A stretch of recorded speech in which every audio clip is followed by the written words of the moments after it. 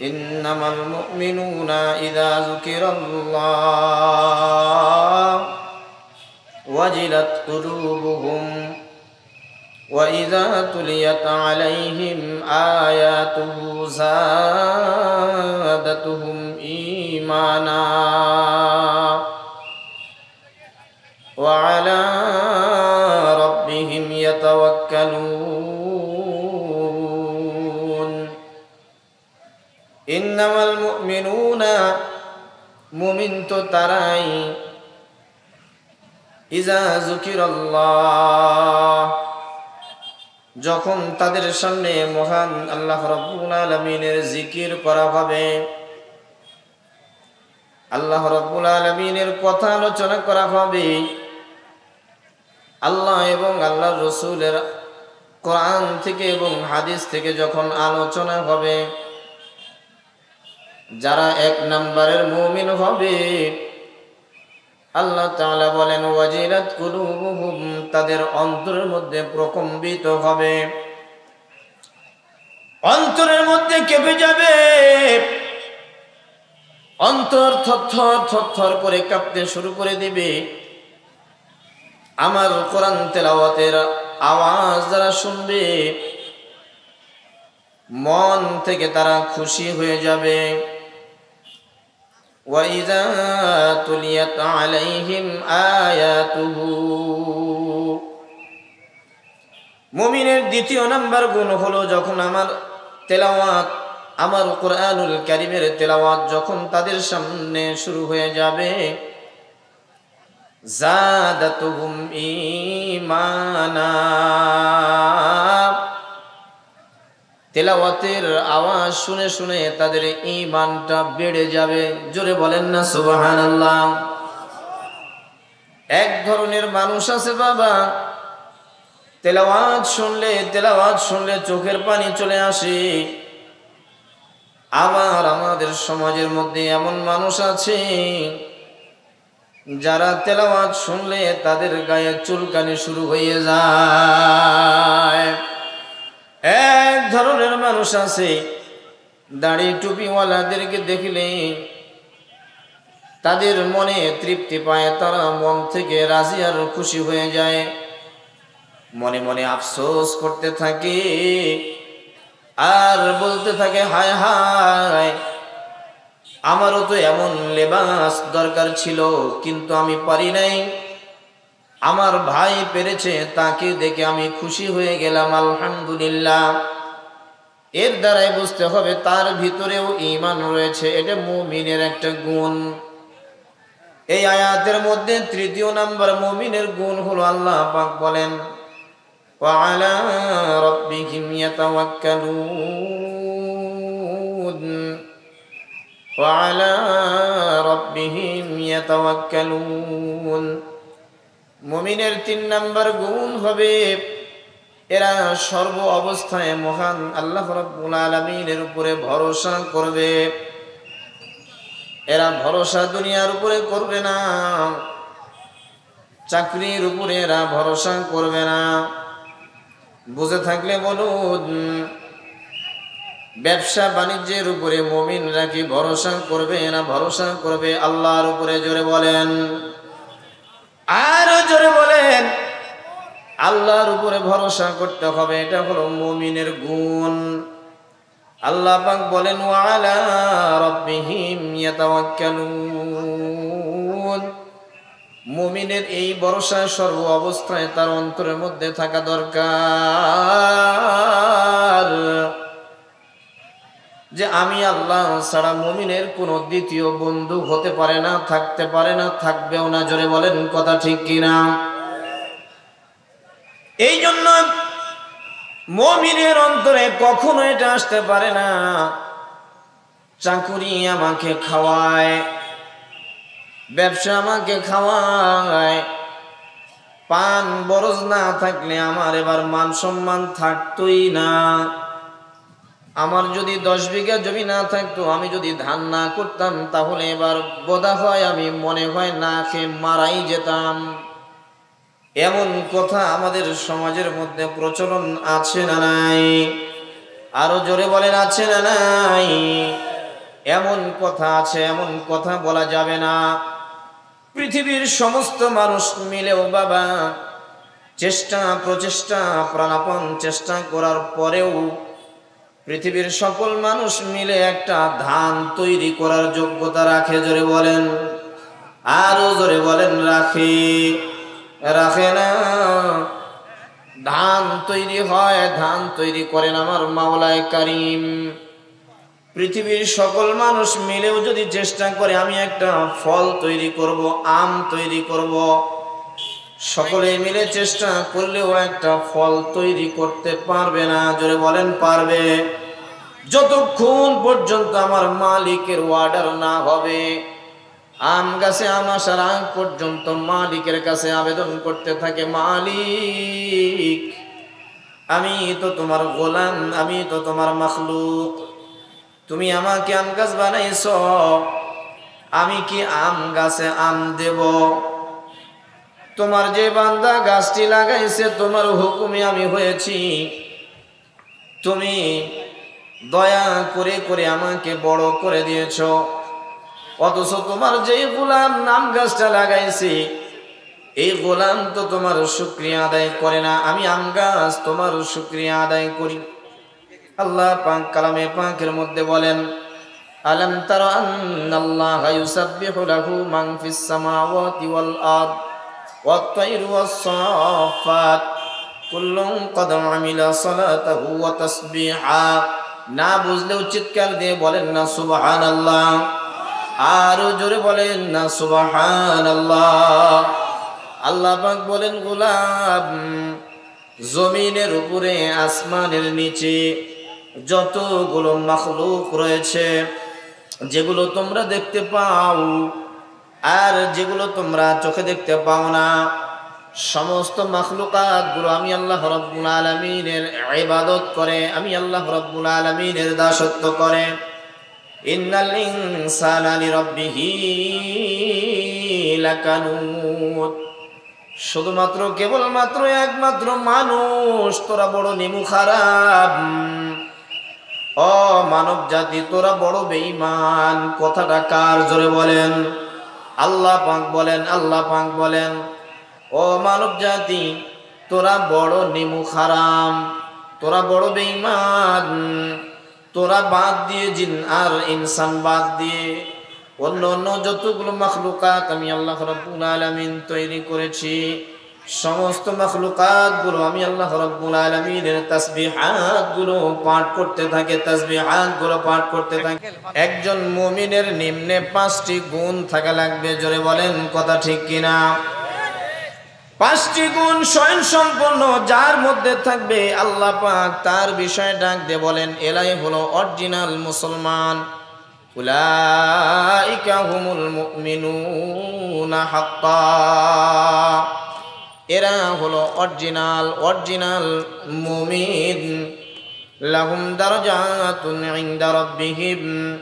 আল্লাহ পাক বলেন এই 5টি গুণ মুমিনের মধ্যে যদি থাকে আমি আল্লাহ পাক মুমিনের সম্মানকে আরো বাড়ায়া দিব। জোরে বলেন না সুবহানাল্লাহ। সম্মান দেওয়ার মালিক কে? জোরে ডাক দিয়ে বলেন কে? বেইজ্জতি করার মালিক কে? মানুষ মনে করে আমি দীর্ঘদিন বাঁচব, মানুষ মনে করে আমি দীর্ঘদিন আমার পজিশনে থাকব, কিন্তু আল্লাহ পাকের ইচ্ছা যাকে যতটুকু সময় সম্মান দিবেন, আল্লাহ পাক যার জন্য যতটুকু সম্মান নির্ধারণ করে রেখেছেন সে ততটুকুই পাবে, বাহিরে নয়। জোরে বলেন কথা ঠিক কিনা? আল্লাহ পাক বলেন লাহুম দারাজাতুন ইনদা রাব্বিহিম। ও গোলাম তুমি তো মনে করো আমি এত সাল পর্যন্ত সম্মান পাবো, তুমি তো মনে করো আমি এত দিন পর্যন্ত সম্মান পাবো। না রে গোলাম না, এতদিন পর্যন্ত সমান নয়, বরং আমি যতটুকু সময় তোমাকে সম্মানিত স্থানে রাখবো এতটুকু সময় শুধু তুমি থাকতে পারবা, এর বাহিরে নয়। লাহুম দারাজাতুন ইনদা রাব্বিহিম ওয়া মাগফিরাতুন ওয়া রিজকুন কারীম। আমি আল্লাহ রাব্বুল আলামিন যাকে সম্মানিত করব, শুধু সম্মানিত করব এতটুকুই নয়, বরং তাকে মাফ করে দেব। এই জন্য সর্ব অবস্থায় আমি কোন দলের লোক এটা নয়, এটা নয়, আমি আওয়ামী লীগ করি, বিএনপি করি, জামাত করি, ওয়ার্কার্স পার্টি করি, এটা করি, ওইটা করি, এটা নয়। সর্ব অবস্থায় আমাকে ভরসা রাখতে হবে। কার উপরে? জোরে ডাক দিয়ে বলেন। আল্লাহ পাক বলেন, ওয়ামান ইয়াতাওয়াক্কাল আলাল্লাহি ফাহুয়া হাসবু। আমার যেই মুমিন আমার উপরে ভরসা করে, আমি আল্লাহ রাব্বুল আলামিন তার জন্য যথেষ্ট হয়ে যায়। আল্লাহ পাক যদি কোনো বান্দার হয়ে যায়, বলেন তো দেখি এই বান্দার জন্য আর কোনো টেনশন আছে? আরো জোরে বলেন, টেনশন আছে? এই জন্য অন্যত্র আল্লাহ রাব্বুল আলামিন বলেন, ওয়া আলাল্লাহ ফালিয়াতাওয়াক্কালিল মুমিনুন।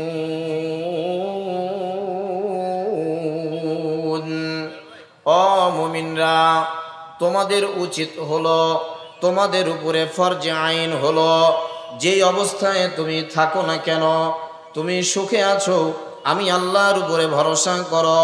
তুমি দুঃখে আছো, আমি আল্লাহর উপরে ভরসা করো। তুমি কারা নির্যাতিত অবস্থায় আছো, এরপরেও তোমার ভরসা হবে কার উপরে? জোরে বলেন, আরো জোরে বলেন, কার উপরে? গদি পেয়েছো, ভরসা হবে কার উপরে? জোরে ডাক দিয়ে বলেন। এটা হলো মুমিনের 3 নাম্বার গুণ। আল্লাহ পাক বলেন সূরা আনফালের 2 নম্বর আয়াতের মধ্যে, ইন্নামাল মুমিনুনাল্লাযীনা ইযা যুকিরাল্লাহু ওয়াজিলাত কুলুবুহুম। ও মুমিনরা, 1 নাম্বার গুণ হবে, আমি আল্লাহ রাব্বুল আলামিনের কথা যখন তোমাদের সামনে আলোচনা হবে রে, ওই সময়ে তোমার দিলের মধ্যে কম্পন সৃষ্টি হয়ে যাবে। আমার মালিক একজন আছে, আমার মালিক আমাকে দেখছে। 2 নাম্বার গুণ হলো কোরআন তেলাওয়াতের আওয়াজ যখন তোমাদের কানের মধ্যে যাবে, তোমাদের ঈমানটা বেড়ে যাবে। 3 নাম্বার গুণ, এটা হলো আলা রাব্বিহিম ইয়াতাওয়াক্কালুন। মুমিনরা সর্ব অবস্থায় ভরসা করবে আমি আল্লাহর উপরে। হযরত মূসা আলাইহিস সালাতু ওয়াস সালামের নাম আপনারা কম বেশি প্রায় সকলেই শুনেছেন। মূসা আলাইহিস সালাতু ওয়াস সালামের কাছে আল্লাহর পাঠানো একজন ফেরেশতা, যার নাম আপনাদের কম বেশি সকলেরই মুখস্থ রয়েছে, তিনি হলেন হযরতে জিবরাইল আলাইহিস সালাতু ওয়াস সালাম। হযরতে জিবরাইল আলাইহিস সালাতু ওয়াস সালাম হযরতে মূসা আলাইহিস সালাতু ওয়াস সালামের কাছে 1 বার 2 বার 3 বার নয়, বরং 400 বার হযরতে মূসা আলাইহিস সালাতু ওয়াস সালামের কাছে এসেছেন জিবরাইল, ওহী নিয়ে এসেছেন। বাবা, হযরতে মূসা আলাইহিস সালাতু ওয়াস সালাম যখন ছোট, যখন মা কেবল প্রসব করেছে, ছোট বাচ্চা, আল্লাহ পাকের তরফ থেকে এবার আওয়াজ আসলো, ফালকিহি ফিল ইয়াম্মি। মূসা আলাইহিস সালাতু ওয়াস সালামের মার কাছে বলা হলো, ও আমার বান্দি, ফালকিহি ফিল ইয়াম ওয়ালা তাখাফি ওয়ালা তাহজানি। তুমি তোমার সন্তানকে নদীর মধ্যে ভাসায়া দাও। জোরে বলেন না সুবহানাল্লাহ। সদ্য প্রসবকৃত একজন মাকে যদি এমন কথা বলা যায়, মা বাচ্চার জন্য জীবন দিয়ে দিবে, এরপরেও বাচ্চাটাকে নদীতে ভাসাতে রাজি হবে। জোরে বলেন, আরো জোরে বলেন, রাজি হবে। মূসা আলাইহিস সালাতু ওয়াস সালামের মাও তো একজন মা, ওনার ভিতরেও তো মার মমতা রয়েছে, মমতা রয়েছে। বাবা, হযরতে মূসা আলাইহিস সালাতু ওয়াস সালামের মাকে যখন বলা হলো, ফেরাউন যেহেতু সন্তান দেখে আর জবে করে করে দুনিয়া থেকে বিদায় করে দেয়, ও আমার বান্দি, তোমার কুলে যেই বাচ্চাটা রয়েছে তুমি এটা নদীতে ভাসায় দাও, সমুদ্রের মধ্যে ভাসায় দাও। ফালকিহি ফিল ইয়াম্মি, ও মূসার মা, তুমি তাকে ভাসায় দাও। ওয়ালা তাখাফি, ভাসায় দাও, কিন্তু তোমার দিলের মধ্যে ভয়ের কোনো প্রয়োজন নাই। সাহস দিচ্ছেন কে?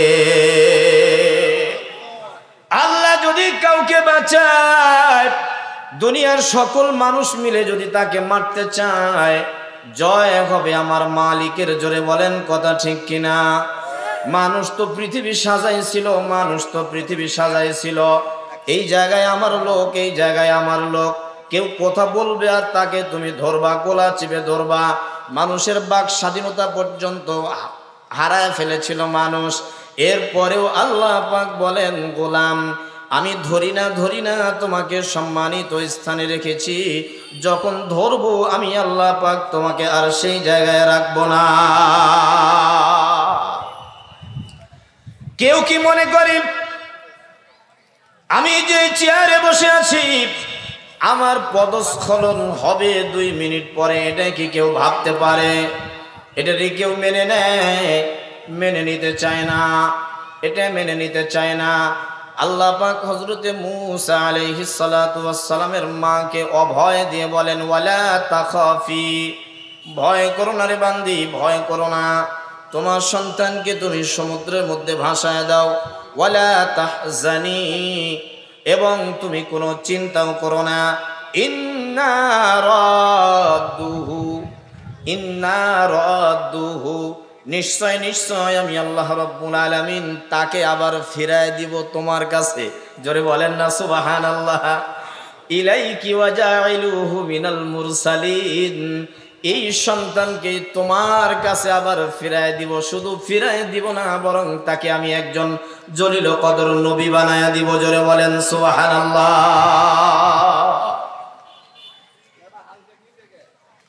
ভরসা রাখতে হবে মালিকের উপরে। সম্মান আসে মালিকের কাছ থেকে। এটা যদি আমি ধরে রাখতে না পারি, বেইজ্জতি আসেও আমার মালিকের পক্ষ থেকে। জোরে বলেন কথা ঠিক কিনা? হযরত মূসা আলাইহিস সালাতু ওয়াস সালাম তার কওমের লোকদেরকে, উম্মতদেরকে ডেকে ডেকে বলেন, ওয়াকালা মূসা ইয়া কওমি ইন কুনতুম আমানতুম বিল্লাহ, ও আমার কওমের লোকেরা, তোমরা যদি মুমিন হও তাহলে তোমরা আমার আল্লাহ রাব্বুল আলামিনের উপরে ভরসা করো। ইন কুনতুম আমানতুম বিল্লাহি ফাআলাইহি তাওয়াক্কালু ইন কুনতুম মুসলিমিন। ও আমার উম্মতরা শোনো শোনো শোনো, তোমরা যদি আমার উম্মত হতে চাও, ভরসা রাখো আমার মালিকের উপরে, ভরসা রাখো আমার মালিকের উপরে। আল্লাহ পাক অন্যত্র ডাক দিয়ে বলেন, হাসবুনাল্লাহু ওয়া নি'মাল ওয়াকিল, নি'মাল মাওলা ওয়া নি'মান নাসির। মুমিন যারা হবে তারা তো সর্বদাই আমি আল্লাহ রাব্বুল আলামিনকে পেয়ে তারা রাজি আর খুশি হয়ে যাবে। আমি আল্লাহ পাক মুমিনদের জন্য যথেষ্ট, আমি আল্লাহ পাক মুমিনদের জন্য যথেষ্ট। নি'মাল মাওলা ওয়া নি'মান নাসির। আমি আল্লাহ পাক তার জন্য কত বড় মাওলা, কত বড় মাওলা।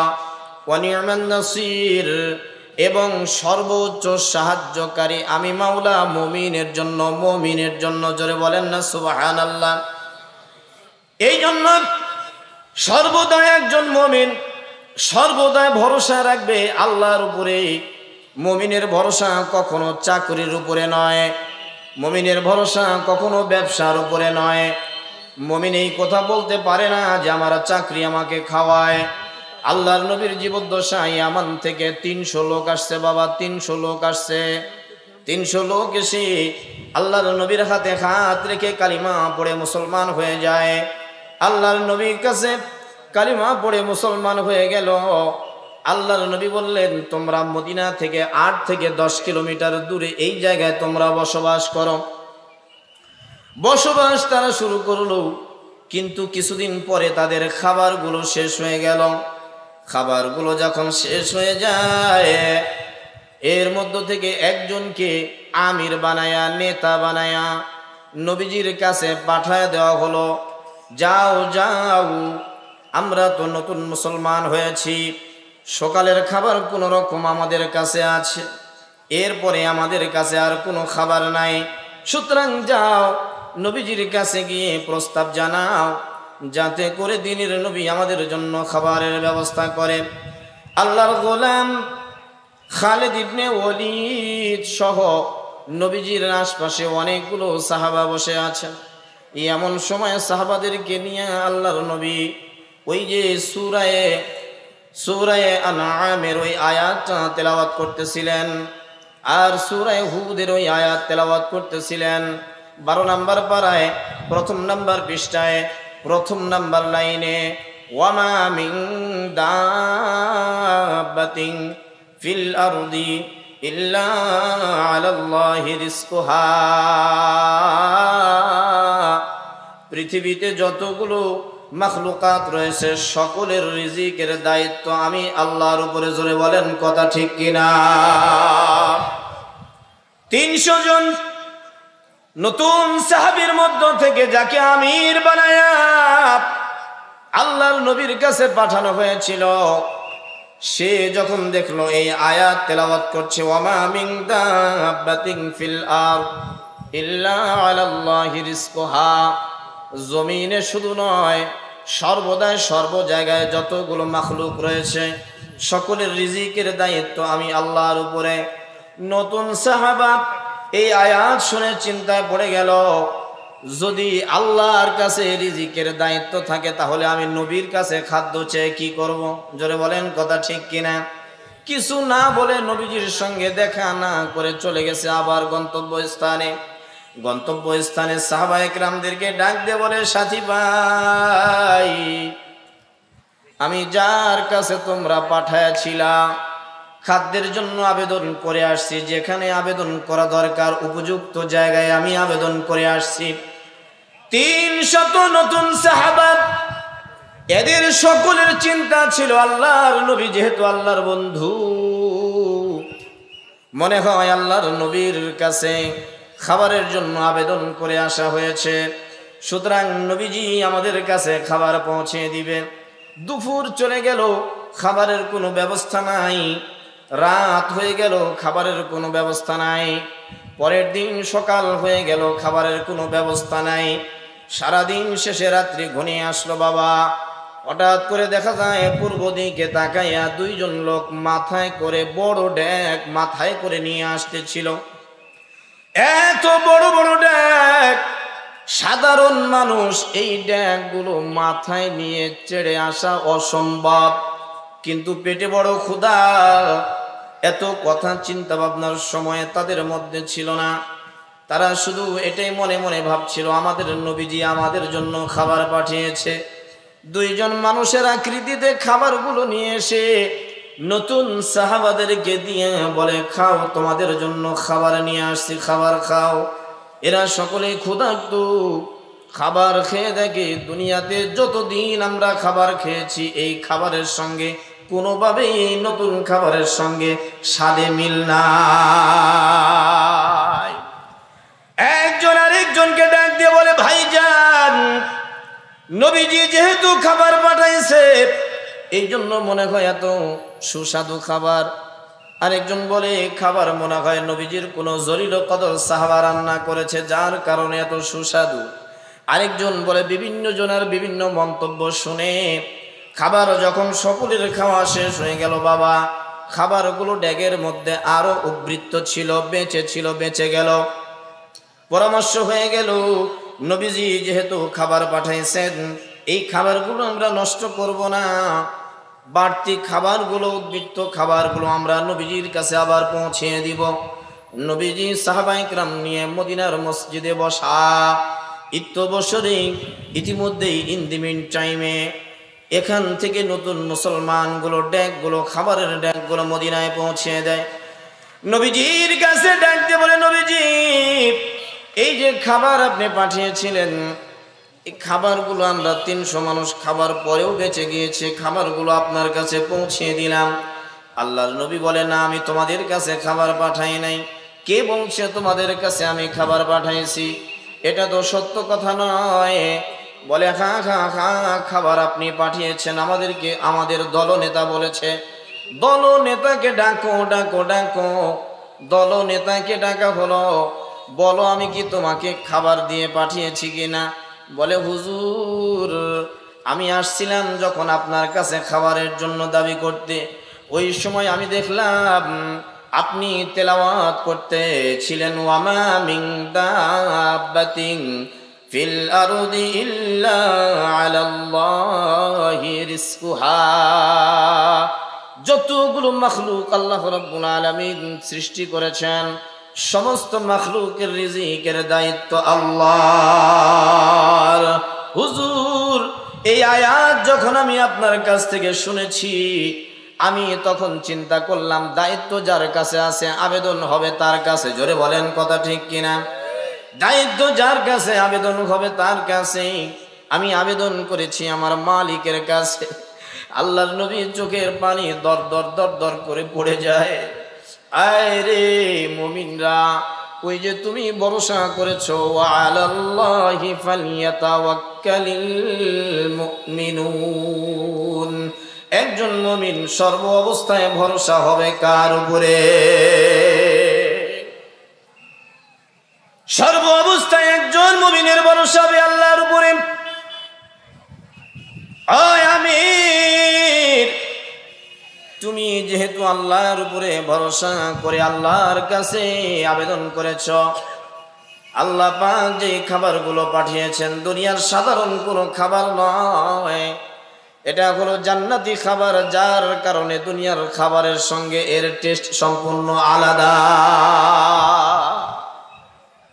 বুঝে থাকলে বলুন, সর্বদাই ভরসা হবে কার উপরে? আরো জোরে বলেন কার উপরে? আবু হামজা নামক আল্লাহর এক গোলাম হজের জন্য বের হয়েছে, হজের জন্য বের হয়েছে। এখনো তো দেখা যায় বাংলাদেশ থেকে হজের জন্য মানুষ পায়ে হেঁটে রওনা দিয়েছিল। জোরে বলেন কথা ঠিক কিনা? আরো জোরে বলেন কথা ঠিক কিনা? যুবকরা কই, তোমরা কি ফেসবুক আর ইউটিউব চালাও না? পায়ে হেঁটে হেঁটে একজন বোন হজের উদ্দেশ্যে রওনা দিয়েছে। একজন ভাই আমাদের বাংলাদেশের পায়ে হেঁটে হেঁটে হজের উদ্দেশ্যে রওনা দিয়েছে। এই তো কয়েকদিন আগের ঘটনা। আল্লাহর এক গোলাম, যার নাম হলো হজরতে আবু হামজা রহমাতুল্লাহি আলাইহি, আল্লাহর গোলাম বড় নেককার, মুত্তাকি আর পরহেজগার, আল্লাহর উপরে ভরসা করে হজের জন্য রওনা দিয়েছে। বাবা, প্রতিমধ্যে হাঁটতে হাঁটতে হাঁটতে হাঁটতে হাঁটতে হাঁটতে একটা কূপের কাছে গিয়ে অন্ধকার হয়ে যায়। অন্ধকারে কূপ যখন দেখতে না পায়, হাঁটতে হাঁটতে সামনের দিকে চলতে গিয়ে কূপের মধ্যে আল্লাহর বান্দা পড়ে যায়। আল্লাহর বান্দা যখন কূপের মধ্যে পড়ে গিয়েছে, এটা মহা বিপদ না অল্প বিপদ? জোরে বলেন, আরো জোরে বলেন, অল্প বিপদ না বড় বিপদ? বিপদ যদি আসে ভরসা হবে কার উপরে? আরো জোরে বলেন কার উপরে?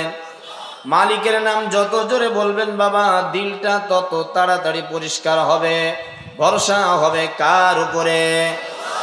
আরো জোরে বলেন কার?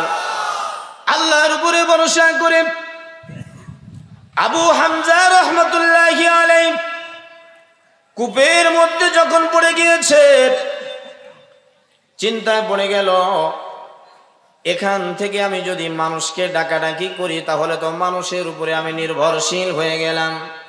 সুতরাং আমি এখানে কোনো আওয়াজ করব না, জোরে কথা বলবো না, এত জোরে কথা বলবো না যে কথার দ্বারায় মানুষ আমাকে এই কূপ থেকে উঠায় নেয়। আমার ভরসা হবে আল্লাহর উপরে। আল্লাহ পাক ইচ্ছা করলে আমাকে এই কূপ থেকে উঠাতে পারেন, আবার আল্লাহ পাক ইচ্ছা না করলে আমাকে এখান থেকে নাও উঠাতে পারেন। আল্লাহ পাকের ইচ্ছা হলে দিনের বেলায় সূর্য উদিত হয়, আল্লাহ পাকের ইচ্ছায় কেবল সূর্য অস্তমিত যায়, আল্লাহ পাকের ইচ্ছায় কেবল ধান গাছে ধান আসে। জোরে বলেন কথা ঠিক কিনা? আল্লাহ পাকের ইচ্ছায় কেবল আম গাছে আম আসে। আল্লাহ পাকের ইচ্ছায় যদি না হয় তাহলে আম গাছে আম আসবে না, জাম গাছে জাম আসবে না, লিচু গাছে লিচু আসবে না। বাপজিরা আমার, আল্লাহ পাকের ইচ্ছার কারণে, আল্লাহ পাকের ইচ্ছার কারণে কেবল দুনিয়া ঠিকঠাক জায়গায় রয়েছে। আল্লাহ পাকের ইচ্ছায় যদি হয় তাহলে আমাকে এই কূপ থেকে উঠাবে, আর যদি ইচ্ছা না হয় তাহলে আমাকে কূপের মধ্যেই আল্লাহ পাক যদি আমাকে মৃত্যু লেখে তাহলে এখানেই আমার মৃত্যু হয়ে যাবে। এমন একটা ভরসা নিয়ে যখন আল্লাহর গোলাম কূপের মধ্যে থেকে থেকে আল্লাহ পাকের জিকির করতেছিল, আল্লাহ পাক বলেন আল্লাযীনা ইযা যুকিরাল্লাহু ওয়াজিলাত কুলুবুহুম, যখন তার অন্তরের মধ্যে জিকির শুরু হয়ে গেল, আমি আল্লাহ রাব্বুল আলামিনের ভয় তার অন্তরের মধ্যে প্রকম্পিত শুরু হয়ে যায়। কিছু লোক পাশে দিয়ে যাওয়ার সময় চিন্তা করলো কূপ যেহেতু এর মুখ যেহেতু উঁচায় নাই, সমতল জায়গায় রয়েছে, জমিনের সমান সমান কূপের মুখ, সুতরাং কিছু একটা দিয়ে এই কূপের মুখটা বন্ধ করে দেওয়া যাক, যাতে করে চলার পথে অন্য মানুষ বিপদে পড়ে কূপের মধ্যে পড়ে না যায়। বুঝে থাকলে বলুন, বান্দার বিপদ বাড়ছে না কমছে? জোরে বলেন, আরো জোরে। আপনারা কি আলোচনা বুঝতেছেন? কূপের মুখ ছিল, ঢাকনা ছিল না, কিন্তু কিছু কিছু মানুষ ওই দিক দিয়ে যাওয়ার সময় চিন্তা করলো কূপের মুখ যেহেতু মাটির সমতল জায়গায় রয়েছে, এদিক দিয়ে মানুষ যাওয়ার সময় কূপের মধ্যে পড়ে যেতে পারে, তাহলে মানুষটা বড় বিপদগামী হয়ে যাবে। অথচ অলরেডি কূপের মধ্যে একজন মানুষ আছে না নাই? কূপের মুখ ঢাকনা দিয়ে ঢেকে দিয়েছে, মানুষের বিপদ বাড়ছে না কমছে? আরো জোরে বলেন। জোর হলো না? জোরে হবে, আরো জোরে। ভরসা কার উপরে? জোরে বলেন। এই ব্যক্তির ভরসা আল্লাহ পাকের উপরে। মন থেকে আল্লাহকে ডাক দিয়ে বলে, মালিক তুমি যদি আমাকে না বাঁচাও, পৃথিবীর আর এমন কোনো শক্তি নাই যে আমাকে এই কূপ থেকে উঠায়। কেউ জানে না, কেউ জানে না রাত্রির অন্ধকারে আমি কূপের মধ্যে পড়ে গিয়েছি। ও মালিক, আমার ভরসা 100% তোমার উপরে। হায়াত যদি থাকে তাহলে অবশ্যই তুমি আমাকে সাহায্য করবা। বিপদে পড়ে ডাক দিয়েছে আমার মাওলায় পাক, তো ঘুমান নাই রাত্রিবেলায়। আল্লাহ পাক ঘুমায়, জোরে বলেন ঘুমায়। রাত্রি সারা রাত জাগ্রত থেকে দিনের বেলায় মনে হয় ঘুমায়। লা তাখুযুহু সিনাতুন ওয়ালা নাওম, লা তাখুযুহু সিনাতুন ওয়ালা নাওম। আল্লাহ পাক তো ঘুমান না, ঝিমানো না। ঘুমানোর আগে একটা ঝিম আসে না? কি বলেন আপনারা? ঝিমানো আসে না? আল্লাহ পাক ঝিমান কেন? ঘুমান না।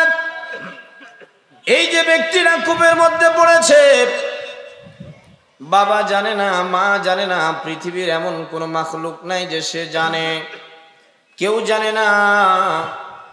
কূপের মধ্যে পড়ে এবার বান্দা আল্লাহকে ডাকছে, মালিক তুমি ছাড়া আমার কোনো গতি নাই, ভরসা তোমার উপরে। আল্লাহ পাক কালামে পাকের মধ্যে বলেন, ইন্নাল্লাহা ইউহিব্বুল মুতাওয়াক্কিলিন। আমি আল্লাহর উপরে যারা ভরসা করে আমি আল্লাহ পাক তাদেরকে মুহাব্বত করি। জোরে বলেন না সুবহানাল্লাহ। আল্লাহ পাক যে বান্দাকে মুহাব্বত করেন, এই বান্দাকে আর ধ্বংসের দ্বার প্রান্তে ফেলে দিতে পারেন? জোরে বলেন পারেন। আল্লাহ পাকের দয়া যদি আমাদের উপরে না থাকে আমরা কি থাকতে পারবো বাবা? এই জন্য সর্বদাই সর্ব অবস্থায় আল্লাহ পাকের কাছে দোয়া করতে হবে, মালিক তুমি যেইভাবে আমাকে বাঁচায় রেখে আমার জন্য কল্যাণ হবে সেইভাবে তুমি আমাকে বাঁচাও। তোমার দয়ার দ্বারা আমি বেঁচে আছি। আল্লাহর দয়া যদি না থাকে, আল্লাহ পাক যদি অক্সিজেন বন্ধ করে দেয় বাবা, দুনিয়ার কোনো নেতা বুঝি অক্সিজেন চালু করতে পারবে? আরো জোরে বলেন পারবে? দুনিয়ার কোনো সরকার বা রাষ্ট্রপতি কি এই অক্সিজেন চালু করা সম্ভব? আল্লাহ পাক যদি অক্সিজেন বন্ধ করে দেয় তাহলে আর কেউ চালু করা সম্ভব হবে না। আল্লাহ পাক বলেন, ইন্নাল্লাহা ইউহিব্বুল মুতাওয়াক্কিলিন। আমি আল্লাহর উপরে যারা ভরসা করে আমি আল্লাহ পাক তাকে মুহাব্বত করি, বড়ই মুহাব্বত করি। গোলাম ডাক দিয়েছে বিপদে পড়ে, মালিক আমি বিপদে পড়েছি, আল্লাহ তুমি আমাকে সাহায্য করো। বিপদে না পড়লে আল্লাহ আল্লাহ নাই। আমাদের তো বাঙালি তো আমরা বিপদে পড়লেই কেবল আল্লাহকে ডাকি, বিপদে নাই আল্লাহকে ভুলে গিয়েছি। আহা, এইরকম করলে হবে না। আল্লাহর গোলাম দেখেন উপর দিকে তাকাইয়া, ঢাকনা নাই, ঢাকনা সরে গিয়েছে, ঢাকনা সরাই দিয়েছেন আমার মালিক। বাতাস নামক মাখলুককে অর্ডার করেছে, রিহুম ফিহা, রিহুম ফিহা সরসর। আল্লাহ পাক বাতাসকে অর্ডার দিয়েছে, বাতাস যাও যাও। বাতাস আমার মালিকের কথা শুনবে কি শুনবে না? অল্প বাতাসেই মালিকের অর্ডারে কূপের মুখ থেকে ঢাকনা যখন সরে গিয়েছে, বাবা উপর দিকে তাকায় দেখে কূপের মুখ এখন ফাঁকা দেখা যায়, আবজা আবজা আসমান দেখা যায়। এবার কানে কানে কে যেন বলে, ও আল্লাহর গোলাম, আমি তোমার পাশে হাজির হয়েছি, আমার পাটা ভালো করে ধরো, আমার পা এমন ভাবে মজবুতের সাথে ধরো, আমি তোমাকে উপরে উঠাইয়া দে। তাকায় দেখে যে কথা সেই কাজ, যে কানের মধ্যে আওয়াজ এসেছে পাটা ভালো করে ধরো, পাশে তাকায় দেখে একটা পা দেখা যায়, পাটা মজবুতের সাথে আঁকড়ে ধরেছে, আঁকড়ে ধরেছে। আল্লাহর এই মাখলুক আল্লাহর গোলামকে কূপের নিচ থেকে উপরে উঠায় দিয়েছে। উপরে উঠে দেখে এটা অন্য কেহ নয়, এটা একটা হিংস্র প্রাণী, সিংহ। জোরে বলেন না সুবহানাল্লাহ, আরো জোরে বলেন না সুবহানাল্লাহ। ভরসা হবে কার উপরে? আল্লাহ যদি চান এই কূপ থেকে একটা পিঁপড়ার মাধ্যমে আপনাকে সাহায্য করার ক্ষমতা আমার মালিকের আছে না নাই? সিংহ কি মানুষের বন্ধু না শত্রু? জোরে বলেন, আরো জোরে। শত্রু যদি হয় তাহলে সিংহের সাথে মানুষ একই রুমের মধ্যে ঘুমায়, এটা কি আপনারা দেখেছেন? দেখেছেন? বাঘ তো আমরা হিংস্র প্রাণী, বাঘের সঙ্গে মানুষ ঘুমায়, ঘুমায় কি ঘুমায় না? ফেসবুক ইউটিউবে এখন দেখা যায় বাঘের সঙ্গে মানুষ কোলাকুলি করছে, এমন ভাবে বাঘকে জড়ায় ধরছে, মানুষ মানুষের সঙ্গে যেমনি ভাবে কোলাকুলি করে। হিংস্র প্রাণী, এরপরেও মানুষের সঙ্গে তার দোস্তি। কেন কেন কেন? মাল্লাহুল মাওলা ফালাহুল কুল। আপনি যখন মাওলার হয়ে যাবেন, মাওলায় পাক বলেন জগতে যতগুলো মাখলুকাত রয়েছে সকলকে আমি তোমার গোলাম বানায় দিব। জোরে বলেন না সুবহানাল্লাহ। হিংস্র প্রাণী দ্বারা, সিংহের মাধ্যমে আল্লাহ পাকের উপরে ভরসা রাখার কারণে আল্লাহ পাক গোলামকে কূপ থেকে উপরে উঠায়। হযরতে মূসা আলাইহিস সালাতু ওয়াস সালামের কথা বলতেছিলাম, তিনি তিনার উম্মতদেরকে ডাক দিয়ে বলতে থাকলেন, ওয়া ক্বালা মূসা ইয়া কওমি ইন কুনতুম আমানতুম বিল্লাহ, হে আমার গোত্রের লোকেরা, তোমরা যদি মুমিন হও আর আল্লাহর উপরে তোমরা যদি বিশ্বাস স্থাপন করো, ফালাইহি তাওয়াক্কালু, অবশ্যই অবশ্যই তোমার ভরসা হবে আল্লাহর উপরে। হযরতে মূসা কালিমুল্লাহ, আপনারা কম বেশি সকলেই জানেন, তিনি আল্লাহর সঙ্গে কথা বলতেন, আল্লাহর সঙ্গে তুর পর্বতে গিয়ে কথা বলতেন। কথা বলার জন্য যাইতেছিলেন, প্রতিমধ্যে দেখেন রাস্তার পাশে একটা মানুষ বসে আছে। একজন মানুষ বসা, মানুষের দিকে তাকাইয়া দেখে মানুষের দুইটা হাত নাই, আবার নিচের দিকে তাকায় দেখে মানুষের দুইটা পাও নাই, বিকলাঙ্গ ব্যক্তি। এমন মানুষ এখনো দেখা যায় কি যায় না? জোরে বলেন, দেখা যায় কি যায় না? দুইটা হাতও নাই, পাও নাই, সৃষ্টি করেছেন আমার আল্লাহ। আল্লাহর এই গোলাম পয়গম্বর মূসাকে সালাম দিচ্ছেন, আসসালামু আলাইকা ইয়া মূসা কালিমুল্লাহ। ওগো আল্লাহর পয়গম্বর, আপনি বুঝি আল্লাহর সঙ্গে কালাম করার জন্য যাইতেছেন? আপনি বুঝি আল্লাহর সঙ্গে কথা বলার জন্য যাইতেছেন? হ হ আমি কথা বলার জন্য যাইতেছি। ওগো নবীজি, আমার একটা দরখাস্ত, আমার একটা আবেদন, আল্লাহ পাককে আমার বিষয়ে একটু জিজ্ঞাসা করবেন। আমার তো দুইটা হাতও নাই, দুইটা পাও নাই, আমাকে কোন কাজের জন্য আল্লাহ পাক বানিয়েছেন এটা আমার জানতে বড় ইচ্ছা হয়। যেহেতু আল্লাহ পাক হাত নামক নিয়ামত আমাকে দেয় নাই, পা নামক যে নিয়ামত এটাও আমাকে দেয় নাই। পা দিয়ে মানুষ হেঁটে হেঁটে কত জায়গায় যায়, হাত দিয়ে মানুষ খেটে খেটে কত ইনকাম করে, এই দুইটাই থেকে আল্লাহ পাক আমাকে বঞ্চিত করেছেন, বিকলাঙ্গ করেছেন। ওগো নবী, আপনি কি আল্লাহর কাছে একটু জিগায় আসবেন, আল্লাহ পাক আমাকে কেন তৈরি করেছেন, আমাকে কি কোনো উপকারে আসবে? হযরতে মূসা আলাইহিস সালাতু ওয়াস সালাম আল্লাহ পাকের সঙ্গে কথা শেষ করে ফিরে আসার সময় আল্লাহর ওই গোলামের সঙ্গে আবার সাক্ষাৎ হয়ে যায়। গোলাম ডাকতে বলেন, পয়গম্বর আপনি কি আল্লাহকে জিগাইছিলেন? বলে, হ জিগাইছিলাম।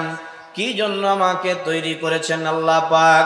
হযরতে মূসা কালিমুল্লাহ বলেন, আল্লাহর বান্দা, আল্লাহ পাক তোমাকে তৈরি করেছেন জাহান্নামের ছোট্ট একটা ফুটা বন্ধ করে দেওয়ার জন্য। আল্লাহর গোলাম আল্লাহর প্রতি ভরসা করে রাজি আর খুশি হয়ে চিৎকার দিয়ে সঙ্গে সঙ্গে বলে উঠেছে, আলহামদুলিল্লাহ। আপনারা আলহামদুলিল্লাহ বলবেন না? এত আস্তে জোরে বলেন না আলহামদুলিল্লাহ। জিকির হবে কার? আরো জোরে বলেন, জিকির হবে কার? জিকির হবে আল্লাহর। জিকির হবে কার? নারায়ে তাকবীর বলতে একসময় বাধা ছিল, এখন আর বাধা। মাহফিলেও যেন এটা জোর করে বলায় নিতে ইচ্ছুক অনেক সময়, যে বলো জয় বাংলা, পরের অংশ কি? বঙ্গবন্ধু। আমি বলি নাই, আপনারাই বলেছেন। এমনটি হয়েছে, দেশের অবস্থা এমনটি হয়েছিল। কিছু কিছু কার্যকলাপে আমরা মনক্ষুণ্ণ। আমরা তো হুজুররা এই আপনাদের মতো এমপি মন্ত্রী হতে চাই না, আমাদের দ্বারা এগুলো হবেও না, আমরা হতেও চাই না। কিন্তু আপনারা যারা হন তাদের কাছে আমাদের একটা রিকোয়েস্ট, এমন কাজ করেন না যেই কাজটা কোরআন সাংঘিক হয়ে যায়, কোরআনের সঙ্গে সংঘর্ষ লাগে। এমন কাজ যদি আপনারা করেন, বাংলার যুবকরা এটা কখনো মেনে নেবে না। কারণ বাংলার মুমিনরা এরা কোরআনকে বেশি মহব্বত করে, কোরআনকে বেশি ভালোবাসে। এত উপরে ওঠা ঠিক না। জাতির পিতাকে তো বাদই দিয়ে দিয়েছে, নতুন জাতির পিতা তৈরি হয়েছে বাংলাদেশে। আল্লাহ পাক একটাকে বানায় দিয়েছেন, আর এটা বাদ দিয়ে কয় না এটা বানাও তোমরা, বলতে বাধ্য হয়েছে। এগুলো করা যাবে? যেই দলই যাক না কেন, কোরআন হাদিসের বিপক্ষে যখন যাবে আমরা তাদের সঙ্গে না আছি। যারা কথা বলছেন না তারা আছেন? জোরে বলেন, আছেন নাকি? নাই। যে দল যান যান, আলহামদুলিল্লাহ, সমস্যা নাই। কিন্তু এমন কাজ করবেন না যেটা কোরআনের সঙ্গে সংঘর্ষ লেগে যায়, হাদিসের সঙ্গে সংঘর্ষ লেগে যায়। আল্লাহ পাক একটা জাতির পিতা বানায় দিলেন হযরত ইব্রাহিম আলাইহিস সালাতু ওয়াস সালামকে, মিল্লাতা আবিকুম ইব্রাহিম হুয়া সাম্মাকুমুল মুসলিমিন। সকল মুসলমানের জাতির পিতা একজন, আর আপনি বানায় দিলেন আরেকজন।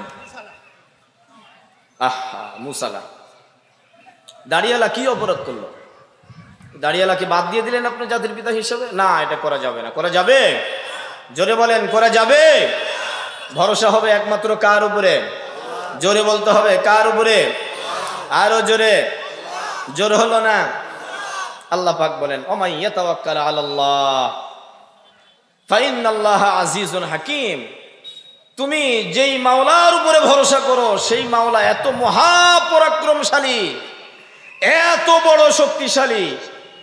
শুধু তুমি দুনিয়ায় নয়, বরং যতগুলো জগৎ রয়েছে, সমস্ত জগতের মাখলুকাত মিলে যদি, তোমাদের সমস্ত অস্ত্র মিলে যদি এই মালিকের সঙ্গে যুদ্ধ ঘোষণা করো, তোমাদের সঙ্গে যুদ্ধের মোকাবিলা করার জন্য আপনা থেকে আপনা একটা মাখলুক, যেটা সাধারণ মাখলুক, হাত দিয়ে ডলা দিলে শেষ হয়ে যায়, মাকড়সা, পিঁপড়া, মশা, এমন একটা মাখলুক দিয়ে আমি তোমাদেরকে ধ্বংস করে দিই। এই ক্ষমতা আমার মালিকের আছে না নাই? জোরে বলেন, আছে না নাই? কোথায় কথা চলে আসে, এগুলো কথা তো বলা নিষেধ, তারপরেও একটু বলতে হয়। কোন দল কি ভেবেছিল যে আমাকে চলে যেতে হবে? কি বলেন, ভেবেছিল? কোন দল, এখন একটু নাম করেই বলি, বিএনপি ভাইয়েরা, ওনারা চিন্তায় পড়ে গিয়েছিল। হায় হায় হায়, সাহস তো পায় না, রাস্তায় যেই নামে। এই যে আমাদের চান চাচা, উনি আলহামদুলিল্লাহ, আমি এর আগে ডাইরেক্ট ওনাকে দেখি নাই, কিন্তু ওনার আমি প্রশংসা শুনেছি। উনি আছে তাই আমি প্রশংসা করছি তা নয়, দুই একটা কথা সম্মানিত ব্যক্তির জন্য বলতেই হয়। আমি আওয়ামী লীগের বিরুদ্ধেও না, বিএনপির পক্ষেও না। আপনারা আবার মনে করেন না যে হুজুর রাজনীতি আলোচনা করছে, না।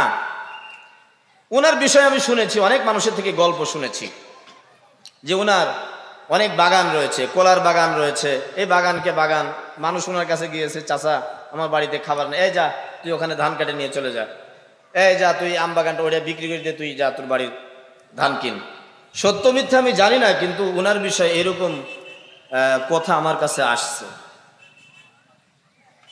ভালো হলে তার প্রশংসা তো সকলেই করবে। এই চান চাচা সহ আমাদের খালেদা বুবু পর্যন্ত কেউ ভাবে না যে 5 তারিখে আমাদের আরেক বুবু দেশ ছেড়ে পালায় চলে যাবে, তাও আবার ছোট বাচ্চাদের ঠেলায়। চাচারা তো ঠেলা দিয়ে পারে নাই, না কি বলেন আপনারা? পারছে? দাড়ি পাল্লা দিয়ে ঠেলা দিয়েও হচ্ছে না। কয় ঠেলা দাও, ধান ঢুকায় দাও, তাও যাচ্ছে না। ছোট বাচ্চারা বলে থাম, যাবি না তোর বাপ যাবে। এটাই আল্লাহ পাকের ক্ষমতা। ক্ষমতা কার? জোরে বলতে হবে, কার? আল্লাহর ক্ষমতা। এই জন্য সর্বদাই ভরসা হবে কার উপরে? ভরসা হবে কার উপরে? আইন দিয়ে আপনি যতই দেশ সাজান, আমি এটা দিয়ে সাজাচ্ছি, এটা দিয়ে সাজাচ্ছি, এটা দিয়ে সাজাচ্ছি, যাতে করে আমার উপরে কোনো আঁচড় না আসে, আঘাত করতে সাহস না পায়, কিন্তু না, আল্লাহ পাক যদি চান আপনার সঙ্গে মশা দিয়ে মোকাবেলা করবে, আপনি পারবেন না। আসুন, একটু বেশি বলে ফেললাম, কর্তৃপক্ষ হয়তো বা মন খারাপ করছেন, আর এদিকে যাব না। এবার আবার কোরআনের আলোচনার দিকে আসি। জি, আলহামদুলিল্লাহ, আমি আয়াত তেলাওয়াত করেছিলাম সূরা আনফালের 2 নম্বর আয়াত।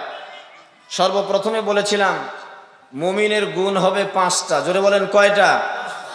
1 নম্বর গুণ মনে আছে? মনে আছে? নাই, আপনারা শুধু শুনতেছেন। 1 নম্বর গুণ হলো, মুমিনরা যখন আল্লাহ তাআলার জিকির শুনবে, আল্লাহ তাআলার নাম শুনবে, মুমিনদের অন্তর কেঁপে যাবে। মুমিনদের অন্তর কেঁপে যাবে। 2 নম্বর, মুমিনদের সামনে যখন কোরআন তেলাওয়াত হবে, মুমিনরা বাধা দিবে না, মাহফিলের জন্য অনুমতি নেওয়ার প্রয়োজন হবে না। আগে তো অনুমতি ছাড়া হতো না, আপনারা তো জানেন না। এই মাহফিলের অনুমতি নেওয়ার জন্য আমাদের কাজী সাহেব কত বলেছে, ভাই একটু ডিসি অফিসে যান। আমি দৌড়াদৌড়ি করেছি। আলহামদুলিল্লাহ, অনুমতি লাগে নাই। লাগছে? এবার জোরে বলেন, লাগছে? লাগে নাই। ভবিষ্যতে লাগবে কিনা আল্লাহ ভালো জানেন। তবে কোরআন তেলাওয়াত যেখানে হবে, মুমিনদের অন্তর এই তেলাওয়াত শুনে মুমিনদের ঈমান বেড়ে যাবে। মুমিনদের ঈমান বেড়ে যাবে। আল্লাহর একজন গোলাম, যার নাম হলো আবু ইউসুফ। আবু ইউসুফ, উনি আব্দুল কুদ্দুস গঙ্গোবী রহমতুল্লাহি আলাইহির নাতি। আমি ঘটনাটা বলেই আমার বয়ান আমি শেষ করে দিব। আব্দুল কুদ্দুস গঙ্গোবী রহমতুল্লাহি আলাইহি, তিনি ভারতবর্ষের প্রখ্যাত একজন আলেম, প্রখ্যাত একজন আলেম এবং বড় একজন বুজুর্গ আবেদ। উনার 4টি মেয়ে, কন্যা সন্তান, ছেলে সন্তান ছিল না। প্রথম যেই মেয়ে, বড় মেয়েটাকে বিবাহ দিয়ে জামাইটাকে বাড়িতেই রেখেছে ঘর জামাই হিসাবে, বাকি তিনটা মেয়েকে বিবাহ দিয়ে জামাই বাড়িতে মেয়ে পাঠায় দিয়েছে। এরকম অনেকেই করে না যে বাবা আমার বাড়িতে তো কেউ নাই, তোমার যদি কোনো আপত্তি না থাকে, আমার তো কোনো ছেলে নাই, তোমার সঙ্গে আমার মেয়ে বিবাহ দিলাম, যদি তুমি মন খারাপ না করো, তোমার যদি কষ্ট না হয়, তুমি আমার ছেলে হিসাবে আমার বাড়িতে থাকতে পারো। এমন প্রস্তাব আমাদের বাংলার জমিনে অনেক পিতা দেয় কি দেয় না? জোরে বলতে হবে, দেয় কি দেয় না? আব্দুল কুদ্দুস গঙ্গোবী রহমতুল্লাহি আলাইহি, তিনি শুধু বড় আলেম নয়, বড় আবেদ নয়, বড় একজন বুজুর্গ মানুষ। সকলেই উনার কাছে মুরিদ হন। সকলেই কি হন? মুরিদ হয়। এত বড় একজন আবেদ, উনার কাছে মুরিদ না হলে কেমন হয়? মুরিদ হওয়ার জন্য যায় অসংখ্য মুরিদ। নিজের নাতি বড় মেয়ের ছেলে, যার নাম হলো আবু ইউসুফ। কি নাম? আবু ইউসুফ। আবু ইউসুফ নানার আদর পেয়ে, মায়ের আদর পেয়ে, এরপরে পীর সাহেবের কাছে মুরিদরা যারা মুরিদ হওয়ার জন্য আসে, এই মুরিদদের আদর পেয়ে অনেক সময় আদর বেশি পাইলে ছেলেরা আমাদের কি হয়? বাদর হয় না? কি বলেন? বাদর হয় না? আদর পেয়ে পেয়ে বাদর হয়, মানে আয়ত্তের মধ্যে আর নাই, এখন আর তাকে কন্ট্রোলে আনা যাচ্ছে না, এখন সে কন্ট্রোল আউট। আবু ইউসুফও ঠিক তাই, উশৃঙ্খল জীবন নিয়ে চলাফেরা করছে। কিন্তু নানা বড় আবেদ। আল্লাহ তাআলা কার উসিলায়, কখন কোন উসিলায় একজন মানুষকে দিনের পথে আনতে পারে, এই ক্ষমতা শুধুমাত্র কেবলমাত্র একমাত্র কার? আবু ইউসুফ ঘোড়ার পিঠে চড়ে নিজের এলাকাগুলো দেখতেছিল। দেখতে দেখতে আজানের আগ মুহূর্তে কোনো একটা মসজিদের পাশ পর্যন্ত পৌঁছে গেল। মসজিদের বারান্দায় দেখে একজন চাচা মিয়াকে দেখা যায়। চাচা মিয়াকে ডাক দিয়ে বলেন, চাচা মিয়া, আমাকে আপনি চিনেননি? বলে, হ, তোমাকে আমি চিনি, তোমার নাম আবু ইউসুফ, তুমি তো আমাদের আব্দুল কুদ্দুস গঙ্গোবী রহমতুল্লাহি আলাইহির তুমি নাতি, বড় মেয়ের ছেলে। বলে, হ, আপনি চিনছেন? চাচা মিয়া, আপনি কি আমাকে একটু পানি পান করাতে পারবেন? হ বাজান, বসো, তুমি একটু দাঁড়াও, আমি তোমার জন্য পানি নিয়ে আসি। চাচা মিয়া তার ঘটিতে করে স্বচ্ছ পানি নিয়ে এসে আবু ইউসুফকে দিয়েছে। আবু ইউসুফ দাঁড়ায় দাঁড়ায় পানি পান করছে। দাঁড়ায় দাঁড়ায় পানি পান করে লোটাটা এই ঘটিটা ছিল মাটির ঘটি ছিল। এখন তো বাবা, এখন তো অনেক ধরনের পানি পান করার জন্য গ্লাস তৈরি হয়েছে। আগের যুগের মানুষরা কিন্তু মাটির গ্লাসে পানি পান করত, মাটির প্লেটেই খানা খাইত, মাটির হাঁড়িতেই ভাত রান্না করত। মুরব্বীরা বলেন, জোরে কথা ঠিক কিনা? মাটির লোটাতে পানি দিয়েছে। আবু ইউসুফ পানি পান করে লোটাটা চাচা মিয়ার হাতে না দিয়ে চাঙ্গা মেরে ফেলে দিয়েছে। লোটাটা মাটিতে পড়ে ভেঙে গিয়েছে। চাচা মিয়া হাউ মাউ করে কাঁদতে শুরু করে দিয়েছে। ও চাচা, কাঁদো কেন? একটা মাটির লোটার জন্য কাঁদো? এরকম 1000 মাটির লোটা তোমাকে আমি কিনে দিব। বলে, বাজান রে, আমি এই জন্য কাঁদি না, মাটির লোটা ভেঙে গিয়েছে এই জন্য আমি কাঁদি না। কেন কাঁদেন? আমি এই জন্য কাঁদি, যে মসজিদটা দেখো, এই মসজিদে আমি আজান দেই আজ 46 বছর থেকে। আসতে বলেন সুবহানাল্লাহ। 46 বছর থেকে আমি আজান দেই, আর আমার এই লোটার বয়স হলো 46 বছর। আমি আমার মালিকের কাছে দোয়া করেছিলাম, মালিক, জমিনে একটা মাখলুক, আমার লোটাও মাটি দিয়ে তৈরি, এটাও তোমার মাখলুক।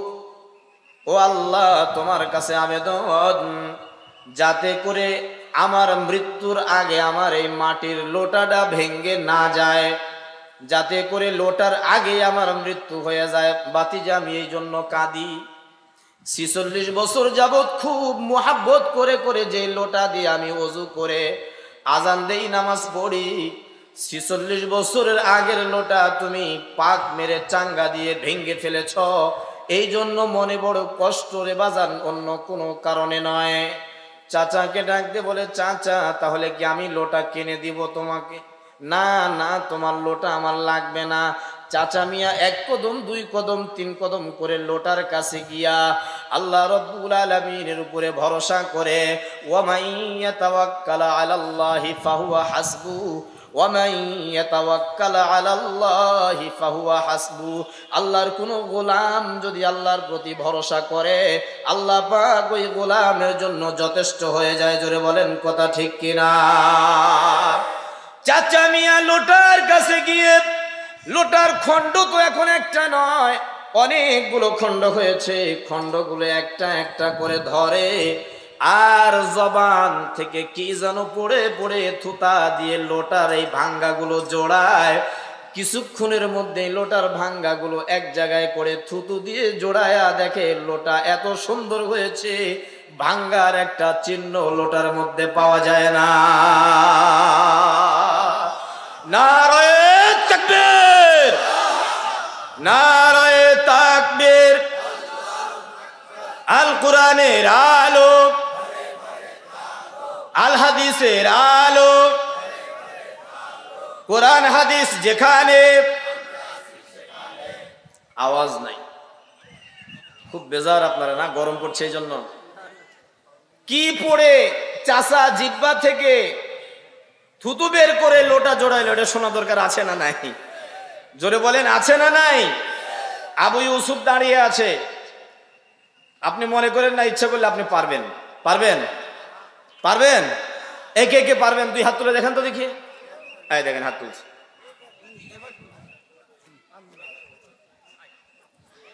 আল্লাহ, আবু ইউসুফ দাঁড়িয়ে আছে, সে আশ্চর্য হয়ে গিয়েছে। হায় হায়, লোটা তো ভাঙ্গার কোনো চিহ্নই নাই, এ কিভাবে তৈরি করলো? আবু ইউসুফ ডাক দিয়ে বলে, চাচা এই কেরামতি আমাকে শিখাতেই হবে। বলে, এই কেরামতি তোমার নানা থেকে শিখেছি। কি কেরামতি এটা আমি বলবো পরে।